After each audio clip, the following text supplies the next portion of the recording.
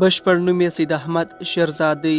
د 1994 کال د اکتوبر پر لومړۍ نیټه یې د نړۍ ته سترګې پرانیستي. شیرزاد کیڼلاسی نیمه چټک توپ اچوونکی دی. کورنۍ کرکټ. سید شیرزاد د 19 کلونو څخه د کم عمره لوبغاړو د 2011 کال نړیوال جام ته د لارمندنې په لوبو کې چې په ایرلند کې ترسره کېدې د افغان ځوانانو د لوبډلې برخه وو. هغه شلاوریزه کرکټ ته د افغان چتاس لوبډلې لپاره د فیصل آباد بانک په شلاوریزه کپ کې د راولپنډي رامز پر خلاف راستون سو او په همدغه سیالي کې 2 ویکټې ترلاسه کړې. سید احمد خپل لیست ای کرکټ د 2018 کال غازی امان الله خان یو ورځنۍ سیالیو پر مهال د بوست زون په ګټه باندې پیل کړ او په همدغه سیالیو کې د بوست لپاره مخکش ویکټ اخیستونکی وو چې په شپږ لوبو کې 12 ویکټې ترلاسه کړې. د 2018 کال په سپټمبر کې هغه د لومړي پړاو افغانستان پریمیر لیگ یا ای پی ایل لپاره د کندهار په لوبډله کې غوره سو او دلته هم د خپلې لوبډلې لپاره په 14 ویکټو سره مخکشه توپ اچوونکی وو. نړیوال کرکټ. سید شیرزاد د افغانستان کرکټ ملي لوبډلې لپاره خپل لومړی نړیواله شلاوریزه لوبه د 2015 کال د نومبر پر 29 نیټه د عمان خلاف ترسره کړې. د 2018 کال په مې میاشت کې هغه د هند خلاف د افغانستان لومړی او تاریخي ټیسټ لوبې ته په افغان لوبډله کې غوره سو خو ونه لوبېد. د 2018 کال په جولای کې هغه د ایرلند خلاف د یو ورځنۍ سیالیو لوبلړۍ ته غوره سو لیکن بیا هم ونه لوبېد. د 2018 کال په سپټمبر کې هغه د آسیا جام لپاره د افغانستان په لوبډله کې واخیستل سو خو بیا هم ورته د لوبېدو موقع برابره نه سوه.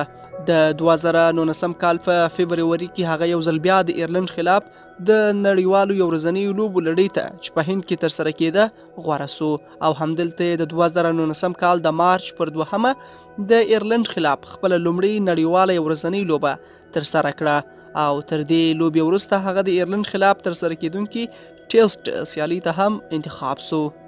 د 2019 کال د جون پر 28 نیټه هغه د ورځنیو لوبو نړیوال جام ته د آفتاب علم ځایناست اعلان سو. د 2019 کال په اگست کې هغه د دریم ځل او د افغانستان د درېیمې ټیسټ سیالۍ لپاره د بنگلادیش خلاف افغان لوبډلې ته انتخاب سو خو د لوبېدو موقع بیا هم ترلاسه نه کړه. یو ورځنۍ نړیوالې لوبې. سید شیرزاد د افغانستان لپاره 2 یو ورځنۍ لوبې ترسره کړي خو یوې هغې کې یې لوبېدلی چې یوه ویکټ یې پکښې ترلاسه کړې. شلاوریزه نړیوالې لوبې. سید شیرزاد د افغانستان لپاره 4 نړیواله شلاوریزه لوبې ترسره کړي چې په یاد لوبو کې 7 ویکټې ترلاسه کړي او په یوه اوور کې د منډو ورکولو اوسط څه باندې 7 دی. په یوه لوبه کې ښه توپ اچونه د 14 منډو په ورکولو سره د 3 لوبغاړو سوځول دي. فرست کلاس. سید احمد په 15 فرست کلاس لوبو کې توپ اچونه ترسره کړې چې 40 ویکټې یې پکښې ترلاسه کړي. د منډو ورکولو اوسط یې 4 دی. یوه لوبه کې ښه توپ اچونه د 45 منډو په ورکړې سره د 6 لوبغاړو اوټ کول دي. لیست ای لوبې. ځوان چټک توپ اچوونکي سید احمد 15 لیست ای لوبې ترسره کړي چې 20 ویکټې یې پکښې ترلاسه کړي دي. د منډو ورکولو اوسط یې په اوور کې 15 دی. دا ثابته سوې ده چې د افغانستان ورو توپ اچونه د نړۍ په سطحه له غوره توپ اچونې څخه ده خو د افغانستان چټک توپ اچوونکي د نورو هیوادونو غوندې نه دي ځلېدلي. افغانستان څو ځله ښه چټک توپ اچوونکي موندلي خو د لوبډلې سره د بېلابېلو لاملونو له مخې پرله پسې نه دي پاتې سوي. سید احمد د خپلې توپ اچونې پر مهال فشار نه اخلي.